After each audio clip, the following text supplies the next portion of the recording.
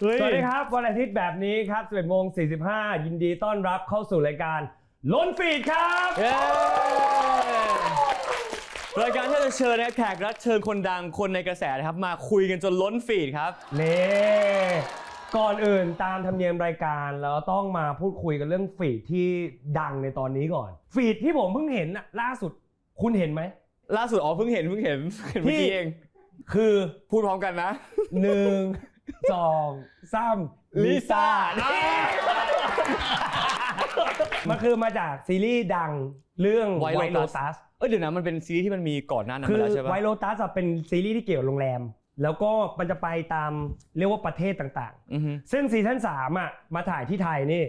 คือเขามาถ่ายไทยปีนี้และเขาก็รีครูทในการแคสติ้งมาสักพักแล้วตอนแรกผมต้องไปแคสด้วยบทเดียวกับลิซ่าเลยเหรอใช่ผมต้องไปยืนรีเซพชั่นติดอย่างเดียวเขาบอกไปเล่นผู้หญิงได้ไหมครับโอ้ไม่ได้ครับไม่ตอนแรกต้องไปแคสมีบทหนึ่งแต่สุดท้ายเรื่องหลายอย่างก็เลยไม่ได้ไปโหไม่งั้นนะมีอยู่ในเทรลเลอร์แล้วโอ้โหดูเทรลเลอร์เต็มๆแล้วใช่ปะดูแล้วแต่เดี๋ยวค่อยคุยเดี๋ยวรอหลังออนค่อยคุยเก็บไว้ก่อนเพราะตอนนี้แขกรับเชิญเรื่องหันหลังกันจะเดินออกประตูแล้วแขกรับเชิญเนี่ยเดินบอกเข้ามาตั้งแต่ตอนแต่งหน้าแล้วว่าวันนี้ขอถ่ายเร็วๆนะใช่บอกรีบไปไหนหรอไม่ชอบทำงานไม่ชอบทำงานแนะนำก่อนเขาเป็นนักแสดงเขาเป็นนักร้องเขาเป็นนายแบบเขาเป็นเจ้าของธุรกิจแล้วเขาคืออนาคตด็อกเตอร์เขากำลังเรียนอยู่เชิญแขกรับเชิญเข้ามาขอเชิญคุณมิวสุภสิทธิ์ครับ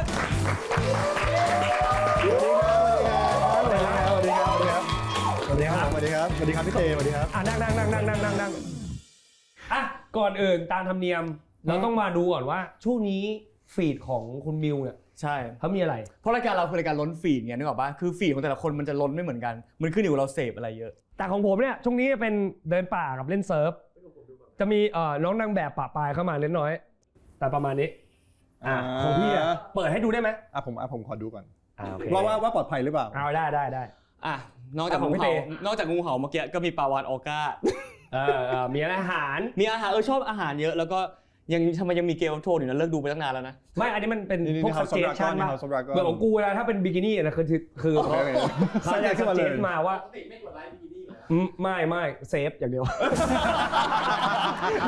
ตาผมจะเป็นอาร์ทอยมีหมาแมวคุณมิวพี่มิวสาวอาร์ทอยด้วยครับคือผมต้องบอกว่าเก็บมาน่าจะประมาณ 5-6 ปีได้แหละก่อน500ตัวถึงไหมเกินศูนย์เงินไปร่วมสุขภาพหัวข่าวมิวสุภสิทธิ์ศูนย์เงินร่วม10 ล้านรวมอารมณ์เท่าไหร่ประมาณไม่แน่ใจเลยว่ะแต่ยังไงเกิน06ตัวแน่เกิน5เกินแน่ๆอุ้ยเดี๋ยวแม่ผมจะด่าปะเนี่ยไม่ด่าหรอกงั้นเดี๋ยวเราซ่อนแม่ได้เดี๋ยวคุณพูดชื่อแม่เดี๋ยวเราซ่อนให้ปิดการมองเห็นแม่คนเขาเห็นรายการบล็อกแม่ใช่ฝากใส่ชื่อคุณสุพรได้ครับสุพรคุณสุพรคุณบุญศักดิ์ด้วยพ่อด้วยคุณสุพรแล้วคุณบุญศักดิ์เดี๋ยวเขียนในหัวคลิปห้ามดูทีแม่ยาวสุพรทั้งประเทศคุณสุพรมุด VPN มาดูเลยแพงที่สุดที่เคยซื้อคือเท่าไหร่หลักแสนอยู่เลยครับแต่ว่ามันเหมือนประมาณว่าเหมือนหลายๆจำนวนเยอะแล้วกันแล้วก็มีแผนว่าจะเล่นต่อไปเรื่อยก็คิดว่าเก็บไปเรื่อยๆครับเพราะว่าตอนนี้กำลังมีโปรเจกต์ที่จะทำเป็นคาเฟ่ที่ผสมแกลเลอรี่ด้วยก็จะเชิญอาร์ติสต์มาคอลแลบกับคาเฟ่ตัวนี้อย่างคาเฟ่นะครับผมขอพูดชื่อรายการชื่อ VR ยังก็คือคอนเซ็ปต์เป็นแกลเลอรี่นั่นแหละแล้วก็ตอนกลางคืนเนี่ยจะถูก develop เป็น speakeasy bar ใช่ก็แบบเหมือนเราดีไซน์ตัว interior ไว้แบบให้มีการเปลี่ยนได้กับวันกลางคืนอยู่แถวไหนครับอยู่แถวบางนาครับกะว่าน่าจะเปิดช่วงกุมภาเนี่ยครับที่จะโอ้ใกล้แล้วเดี๋ยวขออนุญาตไปแต่ขอไปรอบหนึ่งเห็นว่ามีให้หยิบรูปภาพอะไรกลับไปได้ฟรีเลยนี่ใช่ไหมครับจะตั้งครับถ้าคนไปขายป่ะถ้ารูปที่เราอยากรู้ขายเพราะว่าคือด้วยความที่คอนเซ็ปต์คือคอลแลบกับอาร์ติสต์นี่แหละก็จะเป็นรูปของเขาที่มีตัวที่ขายด้วยแล้วก็ไม่ได้ขายซึ่งอาร์ติสต์เป็นอาร์ติสต์ในไทยใช่ไหมครับมีทั้งไทยต่างประเทศเลยอ๋อแล้วเราไปทำความรู้จักไปจีบมาแล้วเรียบร้อยจีบมาแล้วอุ้ยเจ๋งทั้งไทยทั้งเทศจีบเนี่ยจีบยังไงเริ่มจีบหมายถึงพี่ตุลอะเริ่มจีบพี่ตุลเลยเหรอ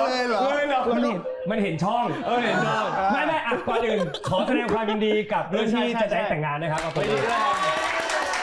ไม่จะบอกว่าเป็นแบบ ขอบคุณครับ เป็นมูฟเมนต์ที่ใหญ่มากเลยเนอะหมายถึงว่าคือฟีลแบบเหมือนทางทฤษฎีที่ผ่านมาแต่อันนี้เหมือนเขาเป็นภาคปฏิบัติให้เห็นเลยว่าเป็นใช้งานจริงแบบอะไร ขอเอางี้ดีกว่า พูดไม่ถูกขอโทษ ภาคปฏิบัติ นึกออกว่าเพราะถึงมีทฤษฎีแต่ไม่มีคนปฏิบัติอ่ะมันก็เป็นแค่คอนเซปต์อ่ะ ถูก แต่ว่าอันเนี้ยคือพอแบบเหมือนเขาทำให้เห็นเลยว่าสุดท้ายมันเกิดขึ้นจริงเลยมันก็เป็นหนึ่งในแบบคนที่แบบ move สิ่งนี้อย่างแท้จริงเลย คำว่า ขอบคุณ คือภาพจริงที่คุณรู้สึกว่าโหกูตื่นเต้นตกใจเนี่ยภาพแรกของขอดูรีแอคคุณได้ไหมตอนที่คุณเห็นข่าวครั้งแรกเลย มันจะมีกลุ่ม CK5 หรือคนนะแล้วมีคนทักมาเรื่องนี้ว่าแบบมึงจริงเหรออะไรอย่างเงี้ยใช่ป่ะ กูเองแหละ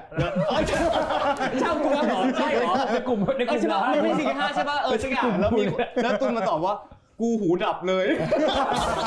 มันฟีลตื่นเต้นจนแบบมันแบบเข้าใจตื่นเต้นจนหูดับอะไรอย่างเงี้ย ผมขอพูดก่อนตอนที่ผมเห็นผมมานั่งเล่นโซเชียลอยู่แล้วแล้วติดโซเชียลแล้วก็ถ่ายไปปุ๊บไปแล้วเจอข่าวกูเฮ้ย อันนี้คือรีแอคเหรอ เฮ้ยอย่างนี้เลยอยู่กองเฮ้ย ผมนี่ลุกเลยเหรอ ผมก็ทำอย่างนี้แคปตกใจตื่นเต้นแต่ดีใจด้วยจริงๆ ดีใจขอบคุณครับ ไม่เพราะว่าเหมือนฝ่ายตุนเขาจะบอกเขาแบบตื่นเต้นมากๆจนมันอะไรแต่ว่าอันนี้ดูเป็นคนแบบเป็นคนชิลกับอะไรอย่างงี้หมายถึงว่าไงเจอเหตุการณ์กันแล้วเราแบบเรามันน่าร้อนอะไรอย่างงี้บ้างป่ะ ไม่แต่ของจริงอะตื่นเต้นมาก ตื่นเต้นมากเลยเหรอ คือถ้าไปย้อนดูหน้าผมแข็งมากเลยนะคือประเด็นคือทำไมเขาไม่ได้คือไม่ได้เดี๋ยวเราใครไฟกันตรงนี้ก่อนหน้าแข็งมันตื่นเต้นคือมันอาจจะเป็นก้อนโบท็อกซ์ส่วนหนึ่งแต่ว่าตื่นเต้นจริงแต่ว่าผมเห็นที่พูดก็คือจะมีเรื่องของแบบขอเป็นเพลงที่จะเอาไว้ใช้แต่งงานแล้วคุณก็ค่อยๆคุกเข่าลงไปคือด้วยความที่เหมือนผมอะช่วงโควิดก็ไปเรียนเรื่องงานร้องเพลงครับแล้วพอเปิดมาปุ๊บเราสามารถทำการแสดงได้แล้ว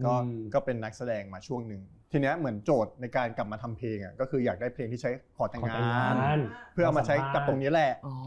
ก็เลยทำเพลง1เพลงขึ้นมาแล้วก็จะมาใช้ขอเขาแต่งงานแต่ว่ามันก็ยังไม่มีเหตุที่ทำยังไงดีวะให้สามารถแบบเชิญเขาขึ้นมาบนเวทีได้แล้วดูไม่แปลกอ่ะดูแบบดูเซอร์ไพรส์อันนี้คือเป็นอีเวนต์ของมิวถูกไหมครับใช่จัดเองเลยแล้วหมายถึงว่าไม่ได้เป็นอีเวนต์คู่หรือว่าเป็นอีเวนต์เดี่ยวคือเป็นอีเวนต์ในการปล่อยเพลงอ่ะแล้วก็นี่คือแบบเหมือนเชิญขึ้นมาอยู่แล้วคิดอยากรู้ว่าคนในงานออร์แกไนเซอร์รู้แบบรู้กันอยู่แล้วป่ะเตรียมหลายเดือนนะคือมีเลขาผมเนี่ยที่คนนี้น้องพีมรู้แล้วก็มี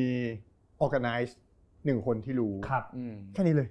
แล้วทีมงานในงานไม่มีใครรู้เลยไม่มีใครรู้แล้วพวกแบ็กสเตจแล้วเขาเลยว่าไม่รู้แล้วพอเขาไม่รู้ปุ๊บแบบพอถึงเหตุการณ์จริงอะแบบเราเห็นรีแอคเขาป่ะหรือเรามัวแต่อยู่กับข้างหน้าอะไรเงี้ยคือตอนนั้นอยู่แต่ข้างหน้ามึงเอาจริงก็อยู่รู้อ่ะไม่เห็นคนข้างล่างพวกมึงอะไรอ่ะนี่ก็หูดับเหมือนกันเขาคงฮอปป่ะแบบข้างล่างเป็นอีโมจิอันเนี้ยโอ้ยชิบหายแล้วคือพอไปเช็คฟีดแบ็กทุกคนก็ตกใจมากๆเลยคือประเด็นคือไม่มีใครรู้ตอนนั้นเลยแล้วคือเป้าหมายคือไม่อยากให้รู้ก็ดีแล้วทำให้ความกดดันเป็นที่เราไงว่าแบบตอนนั้นสถานการณ์มันจะเป็นยังไงวะอะไรเงี้ยแต่มีการคุยกันเรื่องแต่งงานมาก่อนปะก็ต้องบอกว่าคุยกันมาเรื่อยๆครับคือเหมือนประมาณว่าเวลาอยู่ด้วยกันชอบขอกันเล่นๆแต่แต่งงานนั้นนี่นั่นเฮ้ยเป็นเหมือนหลอกไปเรื่อยๆนะเป็นเหมือนหลอกก็คุยกันเรื่อยๆหลอกให้ตายใจไอตัวสถานการณ์ที่จะเอาเขามาขึ้นสเตจได้มันค่อนข้างยากเหมือนกันว่าอยู่ๆจะมีเหตุผลอะไรในการเชิญเขาขึ้นมาก็เลยงั้นเดี๋ยวตอนทำ MV อ่ะให้ชวนเขามาเล่นด้วยแล้วกัน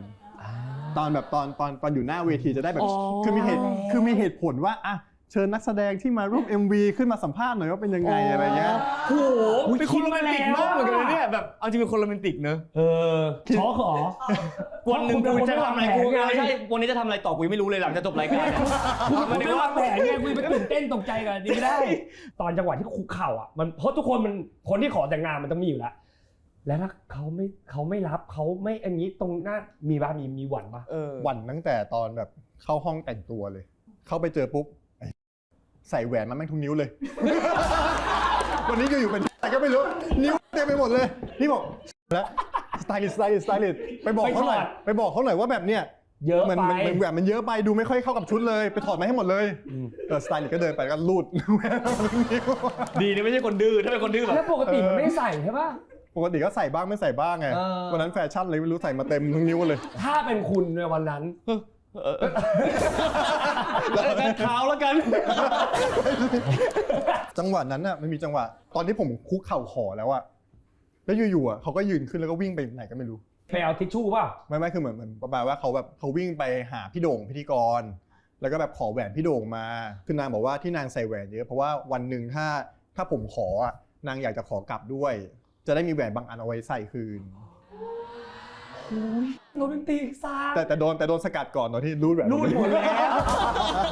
โอ้แล้วเขาก็เลยไปเอาแหวนของเขามาไปเอาแหวนเหมือนไปขอยืมแหวนพี่โด่งด้วยไม่ใช่แหวนเขาด้วยแหวนพี่โด่งแหวนแต่งงานพี่โด่งได้ด้วยเหรอก็ไม่ได้นะแต่ทำไปแล้วแต่ว่าก็ไม่หมายถึงว่าด้วยระบบชุดความคิดมันน่ารักเพราะก็เหมือนรอให้ขอแต่ขอเมื่อไหร่จะได้มีขอกลับได้ด้วยอยากรู้ว่าทำไมถึงเลือกที่จะแบบเพราะดาราหลายคนเขาเลือกที่จะขอแบบ private เนาะแบบไปต่างประเทศขอด้วยวิวสวยๆความฝันของการขอแต่งงานคือวิวสวยๆ private มีแต่เพื่อนกันเองเป็นเซอร์ไพรส์ทำไมถึงเลือกที่จะขอบนเวทีวะตรงๆเลยเคยขอกันเองแล้วก็คือขอกันมาประมาณน่าจะตั้งแต่ปีแรกเลยครับที่คุยกันที่คบกันแสดงว่าต้องแบบมันลุกแบบว่ามันต้องคลิกกันมากจริงๆนะแล้วก็มีปีแรกเลยเหรอขอแต่งงานตั้งแต่ปีแรกใช่คุยกันแบบ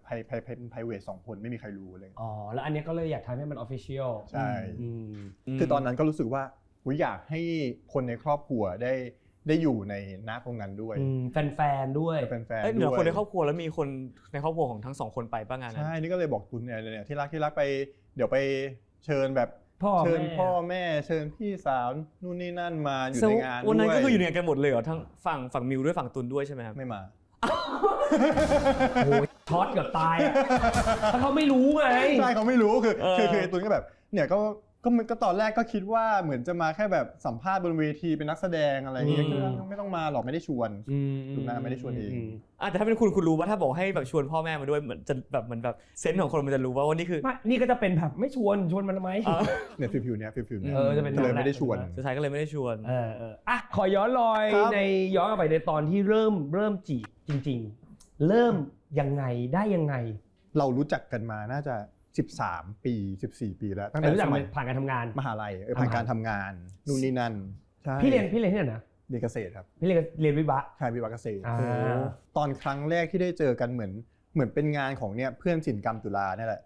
แล้วเขาจะต้องมีส่งพวกแฟชั่นไงต้องหาในแบบเป็นพี่ตุลเป็นตุลกับผมแล้วก็เจอกันหลังเวทีตอนนั้นน่าจะแบบผมปี3แล้วเขาอยู่ปี2ก็คีปคอนเนคชั่นกันมาเรื่อยๆแต่ก็คือฟีลแบบพี่น้องกันเฉยๆจนวันหนึ่งที่ผมทำซีรีส์เรื่องนึงมาแล้วก็เขาเป็นแคสอะไรเงี้ยช่วงนั้นมีช่วงที่ได้ทำความรู้จักกันมากขึ้นเหมือนแบบพอเริ่มคุยกันจริงจังตอนที่เขาไปอเมริกาแหละเล็งอยู่แล้วป่ะคือเราแค่รู้สึกว่าเขาดูมีเสน่ห์แล้วกันแต่เราก็14 ปี13 ปีที่ผ่านมาใช่แต่ว่าผ่านไปไม่เป็นไรผ่านมานานมากจนทำนี่เป็นผู้จัดใช่แล้วก็ทำแคสก็เป็นแคสที่ตุลขึ้นมาแล้วเหมือนตุลมาแคสแล้วเราเป็นคนแบบเชิญเรียกเขามาเองเลยป่ะหรือว่าคือเหมือน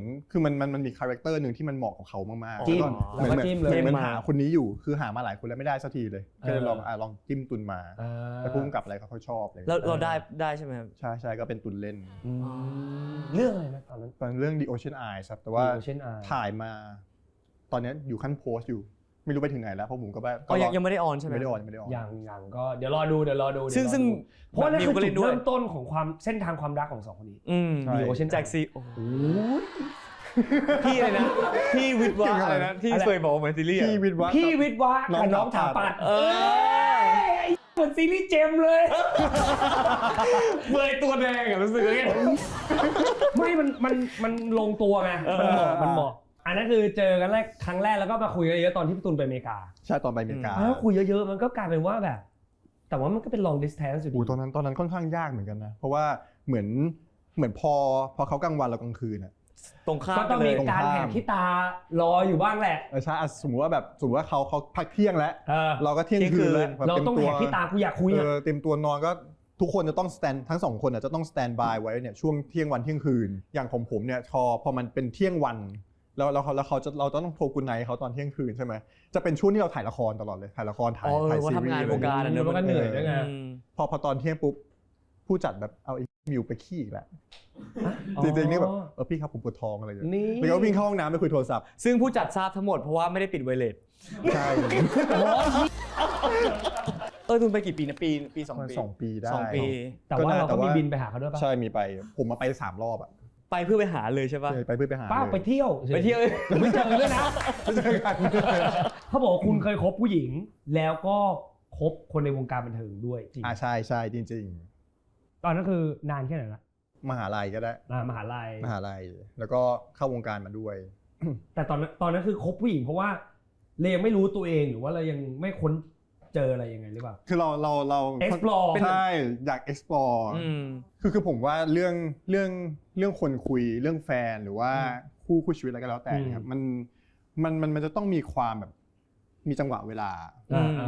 แล้วความสินเสมอกันผมว่าคือใช่มากๆเลยนะคือความหมายของสินเสมอกันคือไม่ใช่แบบดีไม่ดีชั่วไม่ชั่วอะไรอย่างนี้นะแต่คือความหมายคือเราเป็นคนแบบเดียวกันมากขนาดไหนณจังหวะเวลาด้วยนะคือบางทีเราอาจจะเจอกันเร็วเกินไปบางทีเราอาจจะเจอกันช้าเกินไป ทามมิ่งสำคัญนะ ใช่ timing สำคัญ แบบ มาก ใช่นิสัยเหมือนกันแต่ว่าคนตอนนั้นยังไม่ผ่านโลกมาเพียงพอยังเจอคนละเวลา ใช่มากๆเพราะว่าทุกคนมีการเปลี่ยนแปลงตลอดเวลาเนี่ยตัวเราในวันนี้กับเมื่อวานก็ต่างกันแล้วทีนี้ความคิดของเรามันก็ต่างกันไปเรื่อยๆแต่ว่าความคิดของเราณโมเมนต์นั้นกับของคนที่เราคุยมันตรงกันมากขนาดไหนมันก็เป็นความเซอร์ไพรส์เหมือนกันที่ได้มาเจอกันในวันที่ทุกอย่างมันพอดีเลยฟีลแบบเดสตินีเหมือนกันนะเฮ้ยผมอยากรู้เรื่องที่บ้านตอนที่จะแต่งงานแล้วก็มีการคุยกับที่บ้านเขามาก่อนป่ะหมายถึงว่าพี่ได้เข้าไปคุยกับที่บ้านเขาก่อนป่ะหรือว่าจริงๆแล้วมันแบบมันเพราะปกติแล้วถ้ากูจะขอแต่งงานมันต้องเข้าไปคุยกับที่บ้านฝ่ายหญิงก่อนด้วยป่ะตอนแรกวางแผนว่าจะคุยก่อนแต่ว่าเนี่ยคือณวันที่เข้าไปตอนจังหวะไม่ค่อยดีเท่าไหร่หรอคือด้วยความที่เหมือนเขาทำงานกับที่บ้านเนี่ยก็จะชอบแบบคุยงานกันที่บ้านเยอะคือเราก็เข้าไปในจังหวะที่เขาคุยงานกันอยู่อะไรเงี้ยรู้สึกว่าจังหวะไม่ดีเลยแล้วแบบจะเข้าไปพูดตอนนี้ก็ดูไม่ได้เหมือนเข้าไปมันเหมือนไปเบรกกลางวงแต่ก็เลยไม่ได้คุยแต่ว่าพ่อแม่ก็รู้พร้อมกันใช่รู้พร้อมกันตอนที่ข่าวออกไปแล้วอะไรอ้าวแสดงว่าพ่อแม่รู้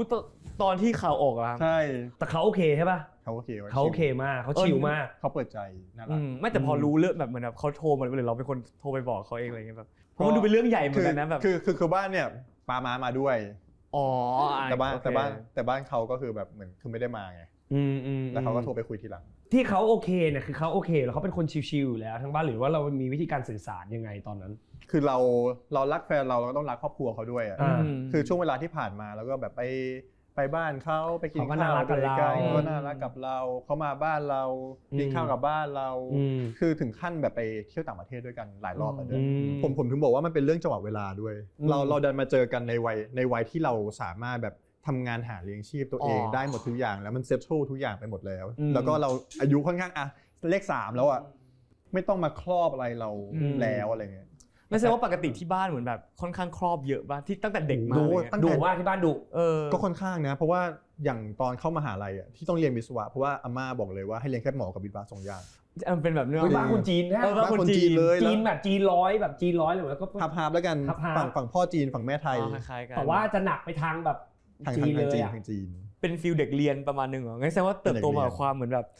กดดันในชีวิตนิดนึงว่าเหมือนต้องทำให้ดีทุกอย่างอะไรป่ะคือ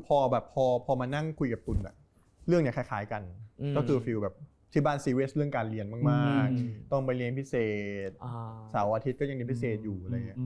อันเนี้ยขอบอกก่อนว่าตอนนี้เขาเรียนด็อกเตอร์อยู่ใช่ไหมครับแล้วก็เขาไม่ได้เรียนด็อกเตอร์เพราะว่าเขาอยากเรียนนะที่บ้านจ้างให้เรียน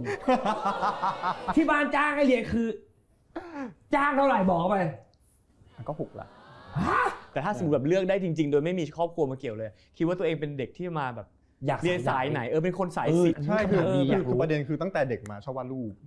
เฮ้ยเหมือนกันเลยเฮ้ยนี่ไงเขายังเก็บงานอาร์ตอยู่ไงเห็นป่ะเป็นคนชอบอาร์ตเห็นป่ะว่าแล้วว่าการสะสมพวกเขาดูเป็นคนอินกับอาร์ตก็เลยคิดว่าน่าจะต้องเป็นแบบชอบงานศิลปะมาเลยแล้วตอนนี้วาดอยู่ป่ะก็มีวาดรูปอยู่เฮ้ยพ่อตุลก็วาดรูปเก่งสุดท้ายเห็นป่ะความชอบของเราในแบบก้นบึ้งมันก็ออกมาในรูปแบบอะไรสักอย่างเนี่ยการสะสมของแบบศิลปะอะไรเงี้ยถามว่า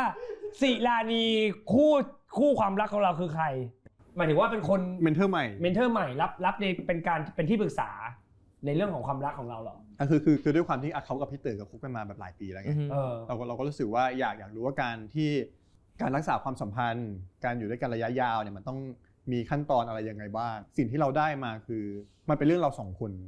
คือเหมือนช่วงก่อนหน้าครับถ่ายละครด้วยกันจำได้เล่นละครด้วยกันใช่ของช่องวันนี่แหละหลากหลายเราก็เหมือนกลายเป็นว่าเหมือนเราอายุพอๆกันอ่ะเหมือนเรื่องที่คุยมันใกล้เคียงกันมากๆก็เลยสนิทแบบไ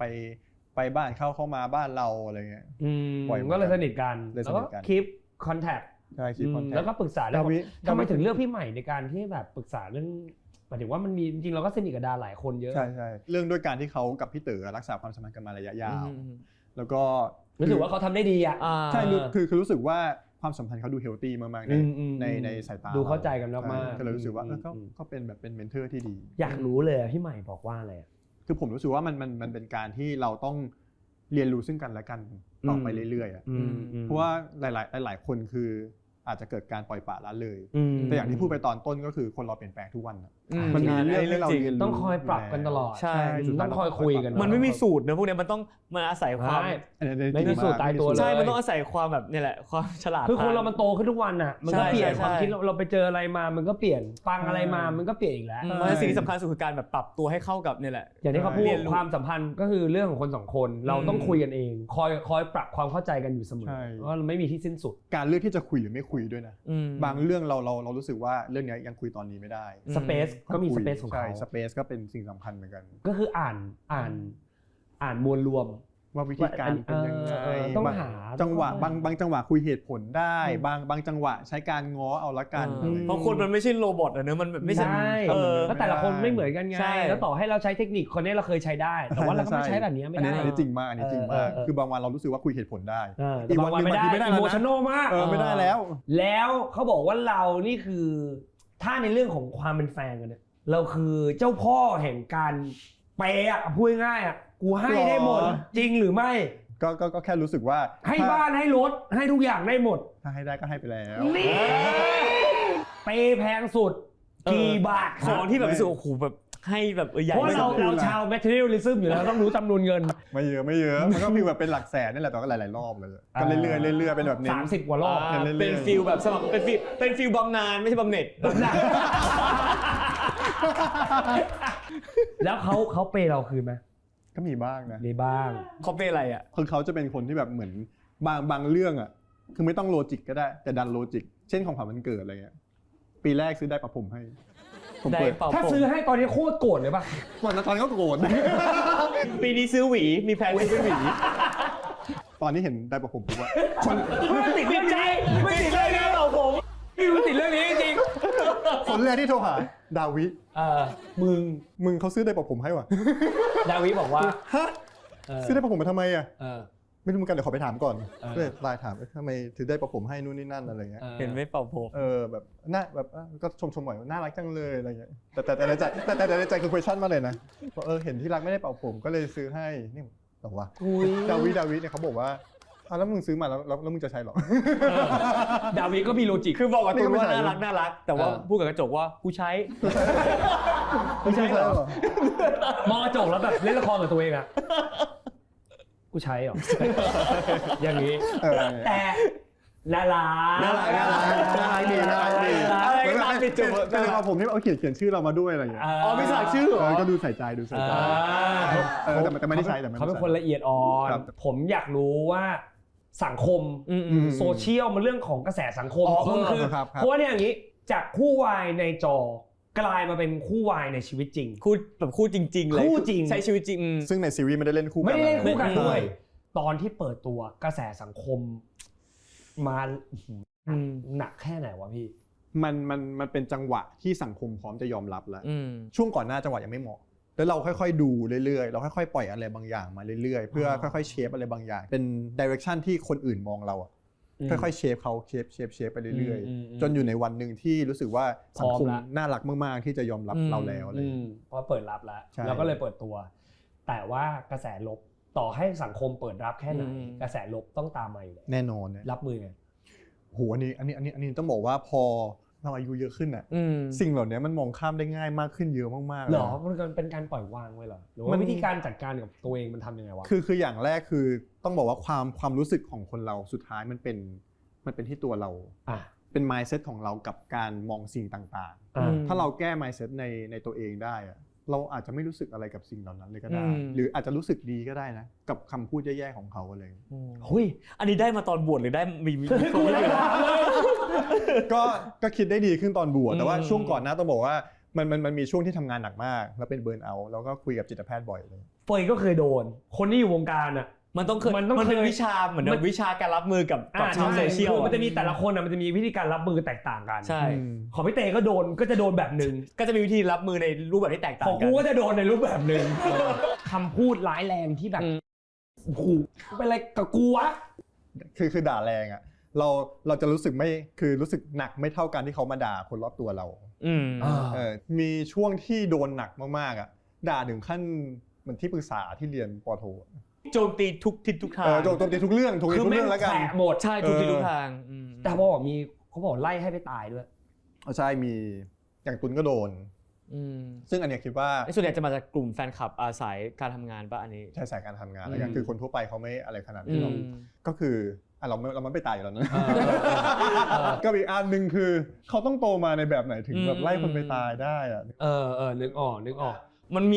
มันจะเป็นที่ทริกเกอร์เป็นพิเศษอันที่รู้สึกว่าอันนี้ปล่อยได้แต่อันที่เราทนไม่ไหวอ่ะซึ่งเรื่องที่ทนไม่ไหวส่วนใหญ่เป็นเรื่องเกี่ยวถ้าโดนคนรอบตัวถูกป่ะไปแขวะคนรอบตัวนั้นที่ถ้าจะด่ามาที่กูนี่เพราะบางครั้งก็เห็นเหมือนกันเวลามิวแบบเหมือนออกมาแบบเหมือนแบบปกป้องคนรอบตัวคือเหมือนทุกคนจะมีเหมือนแบบเขาเรียกว่าทริกเกอร์พอยท์ที่เราออกมาแบบเหมือนต้องสู้แล้วอะไรเงี้ยก็เลยของมิวก็น่าจะเป็นเรื่องนี้แหละเนอะหมายถึงว่ามันกระทบถึงคนรอบตัวเราอย่างปัจจุบันนี่คนที่มาด่าเราก็รู้สึกว่าน้อยลงไปเรื่อยๆก็เพราะมาจากบวชด้วยป่ะไม่แน่ใจเรื่องความเข้าใจแล้วกันกับการที่เราจะจัดการตัวเองกับสถานการณ์พวกนี้ยังไงใช่ผมมาขึ้นศาลมา20 รอบแล้วจริงๆซึ่งเรารู้สึกว่าเรื่องบางเรื่องอ่ะมันเป็นการดีลกันระหว่างเรากับคนที่เหมือนแบบเขาเรียกว่าเหมือนโจมตีเราแล้วทีนี้รอบชนะหมดแล้วก็ได้ตังค์หมดเฮ้ยแต่คือเราก็ได้เปิดคาเฟ่เนี่ยฉันรับเงินที่ทอยทั้งหมดไม่ใช่ว่าถ้า20 ทีแสดงว่ามันต้องเขาเรียกว่าเข้าใจแบบเนเจอร์ของคนพวกนี้ประมาณนึงแล้วถือว่าอย่างทะลุปูโป่งประมาณนึงแล้วคือณวันที่เราเจอเขาในศาลเนี่ยครับมีทุกรูปแบบเลยนะมีทั้งที่รู้สึกว่าเขาก็ไม่ได้ผิดอะไรมีทั้งที่รู้สึกผิดกับเราแบบครั้งแรกคนแรกที่เจออยากรู้เพราะแบบมันต้องตื่นเต้นมากเป็นยังไงตอนที่ขึ้นศาลครั้งแรกโคตรตื่นเต้นเลยไม่ตื่นเต้นต้องขึ้นศาลตื่นเต้นจนเจอเขาสิ่งที่อยากคุยคือเกิดอะไรขึ้นเป็นอะไรเป็นอะไรแต่เคยเจอเวอร์ชั่นที่เหมือนแบบพอเจอต่อหน้าแล้วยูไปด่าเราในเน็ตนู่นนี่นั่นซึ่งขั้นตอนในการฟ้องมันมีใช้เวลาเนี่ยบางทีแบบปี2 ปีเลยไปแบบด่าเรามาเรียบร้อยแล้วผ่านมาปี2 ปีศาลก็บอกว่าเนี่ยเขาก็รู้สึกผิดแล้วขอโทษแล้วไงเราก็เลยถามว่าแล้วช่วงเวลา2 ปีที่รู้สึกผิดได้ทำอะไรหรือเปล่ากับสิ่งที่ตัวเองทำผิดไปเลยพอดีหนูคิดไม่ทันค่ะไม่แต่มันต้องขึ้นอยู่ความผิดแหละสุดท้ายก็คือเนื้อสิ่งที่เขาทำว่าเขาทำผิดจริงหรือเปล่าผิดก็ต้องโดนอะไรเงี้ยแบบผลกระทบแบบผิดทางกฎหมายแล้วก็กระทบสร้างความเสียหายมากน้อยแค่ไหนสุดท้ายเกี่ยวกับเรื่องนี้อยากรู้ว่าพอเรามีเคสที่ฟ้องเยอะอะไรอย่างเงี้ยแล้วมันลดลงไปอย่างแบบ significant ไหมครับคือด้วยความที่ผมก็ไม่ได้แบบประกาศตรงๆอะไรเงี้ยแต่ก็ลดลงนะอยากรู้ไปบวชมาเริ่มจากอะไรไปบวชทำไมถึงตัดสินใจไปบวชคือด้วยความเป็นคนไทยเนี่ยเราก็จะมีความรู้สึกว่าต้องบวชก่อนค่อยแต่งงานแล้วก็หลายๆอย่างแล้วกันต้องย้อนว่าหมาเป็นคนที่แบบเหมือนนับถือเทพนู่นนี่นั่นเยอะมากแต่เขาไม่เคยอยากให้บวชเลยเพราะว่าเหมือนเขาบอกว่าเขาไปดูดวงมาแล้วเขาบอกว่าถ้าบวชจะไม่สึกเขาเลยไม่อยากให้บวชเอาความเป็นนักแสดงเรารู้สึกว่าครั้งหนึ่งเราอยากไปลอง experience อะไรแบบนี้ณตรงนั้นจริงๆว่าจะเกิดอะไรขึ้นบ้างแล้วก็ถ้าไม่ใช่จังหวะนี้ก็ไม่รู้ว่าจังหวะไหนจะได้บวชแล้วคือจะเป็นจังหวะที่พอเหมาะเหมือนเป็นช่วงพักการถ่ายทำพอดี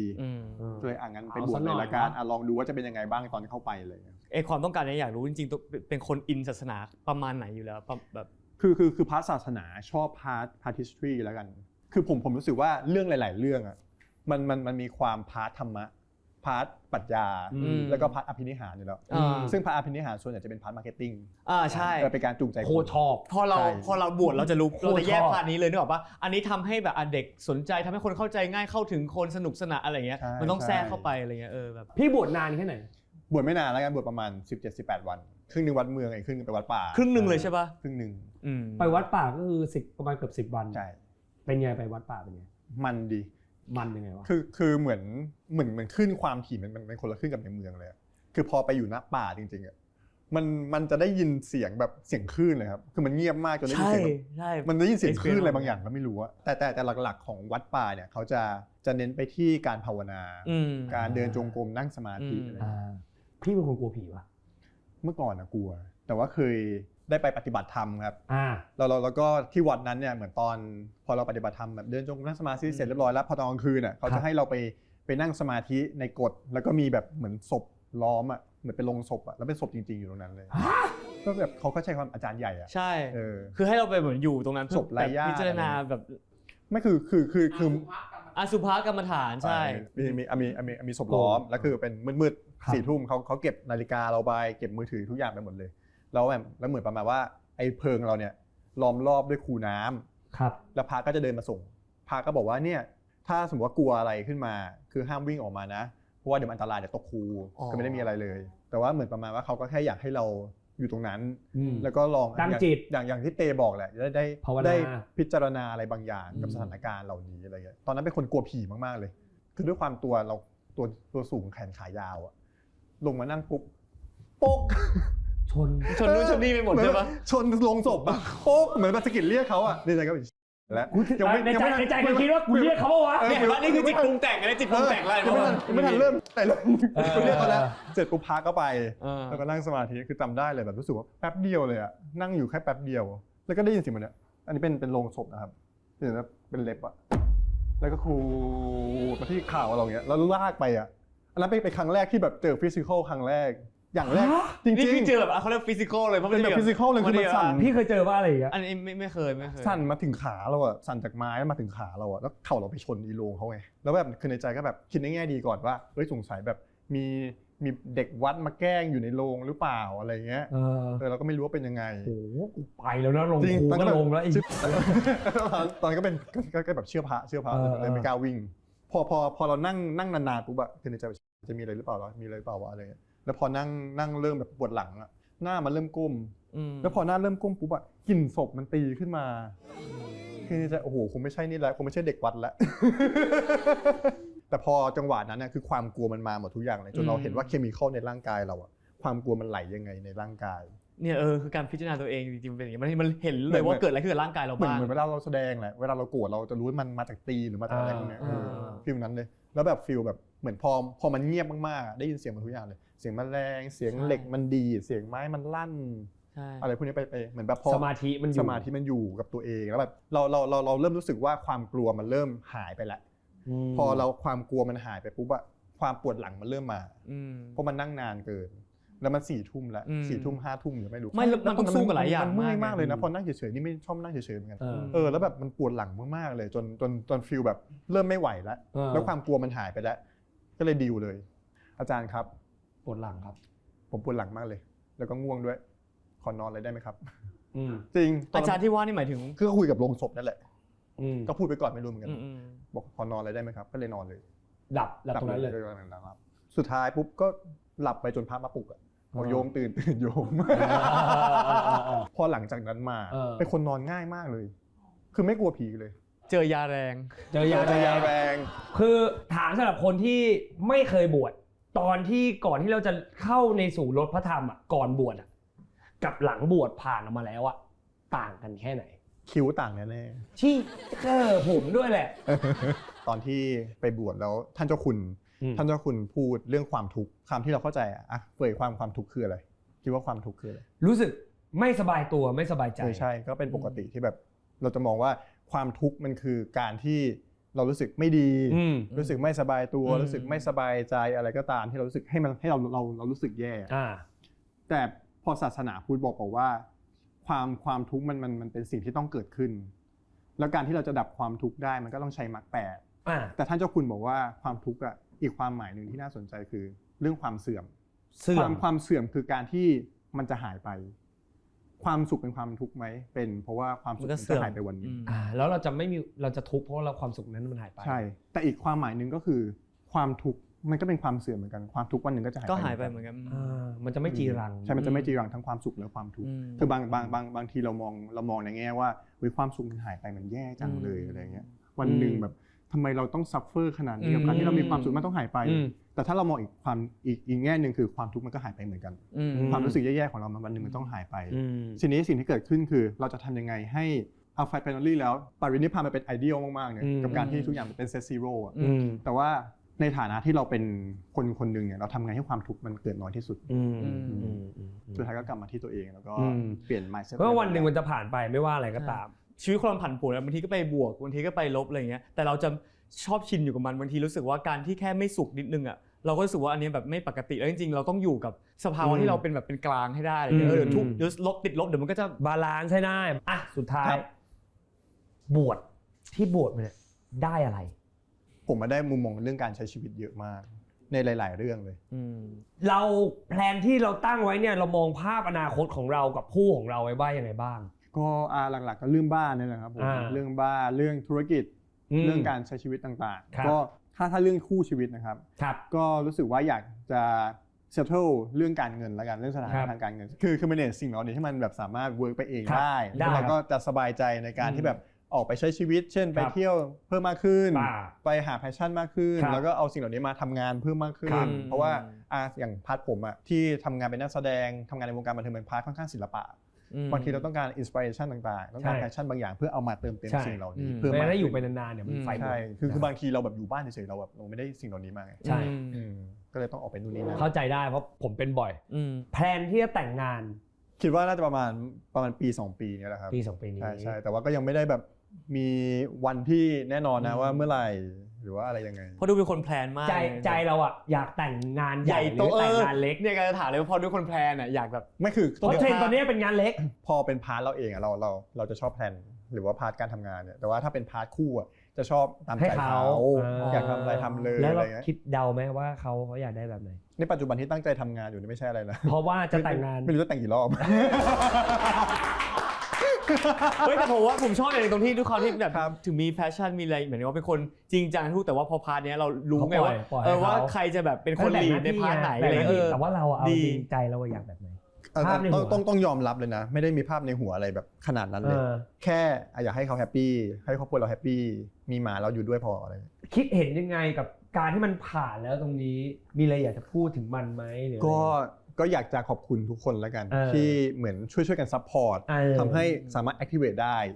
จน activate ได้แล้วก็ดีใจมากๆไม่รู้จะพูดอะไรแล้วอะแต่มันทำให้แพลนในชีวิตเราเปลี่ยนไปแบบมากๆเลยเพราะถ้าสมมติอันนี้ไม่แบบผ่าน 100% งั้นเราจะคิดว่าเราจะแบบก็ยังจะแต่งหรือทำสิ่งนี้อยู่แต่ไปทำที่อื่นเลยป่ะหรือว่าใช่ก็มีแพลนไปทำแบบที่ต่างประเทศเหมือนกันแต่ว่าตอนนี้ผ่านแล้วก็ที่นี่แหละใช่ก็เรียบร้อยที่นี่ดีใจด้วยนะครับแสดงความดีกับสมรสเท่าเทียมด้วยฮะฝากผลงานธุรกิจอะไรก็แล้วแต่คุณฝากได้เลยครับก็มีทั้งหนังซีรีส์ละครที่ถ่ายไปแล้วรอออนตอนนี้ก็มีเรื่องรักสลับลายอันนี้ช่องวันถ่ายกับพี่ปุ๊กลุกก็เรื่องนี้ก็ค่อนข้างเกี่ยวกับแฟชั่นครับผมแล้วก็มีหนังเรื่อง Replace Me อันนี้เป็นหนังผีถ่ายกับพี่อนันดาก็ถ่ายเสร็จเรียบร้อยแล้วเหมือนกันคิดว่าได้ออนแอร์ปีหน้าแล้วก็มีเป็นรีเมคครับผมซีรีส์จากญี่ปุ่นชื่อฮิรังิโฮมรูมอันนี้เป็นแนวซัสเพนส์สืบสวนก็คือเหมือนประมาณว่าผมเป็นครูแล้วก็จับเด็กเป็นตัวประกัน29คนเพื่อสืบหาว่าใครที่ทำให้นักเรียนเราฆ่าตัวตายอันนึงเป็นซีรีส์คอมเมดี้เล่นกับพี่ออมสุชาเรื่อง My Wife ที่กับกันสลิงเกอร์ก็อดเหมือนแบบพี่ออมเขาจะเป็นแบบเป็นเซียนเกมนี่แล้วก็เป็น CEO ละมีสิเรื่องที่แล้วแนวแบบไม่แบบไม่เหมือนอะไรมากเลยนะคนละแนวหมดเลยแล้วนะครับโห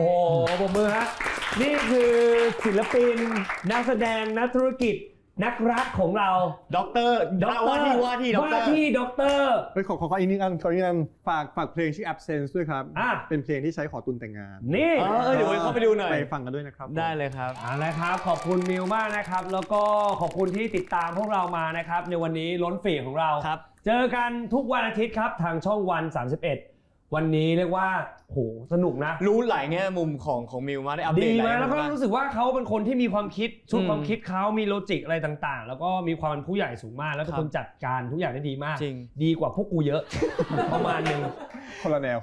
ช่วยลองแพลนให้หน่อยครับว่าหลังจบรายการนี้ผมทำอะไรดีสัปดาห์หน้าฟีดที่จะล้นออกมาจะเป็นฟีดของใครมาเจอกันได้ที่ล้นฟีดทุกวันอาทิตย์ 11:45 วันนี้ลาไปก่อนสวัสดีครับขอต้อนรับแขกรับเชิญของเราวันนี้ครับผมพี่ทิมพิธาขอโทษเรื่องสีผมก่อนเพราะอาจจะดูไม่สุภาพนิดนึงเท่ดี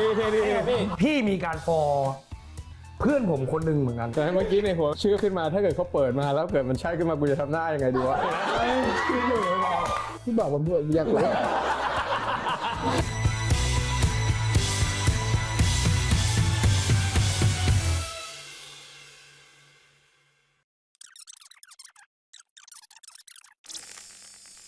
Bye.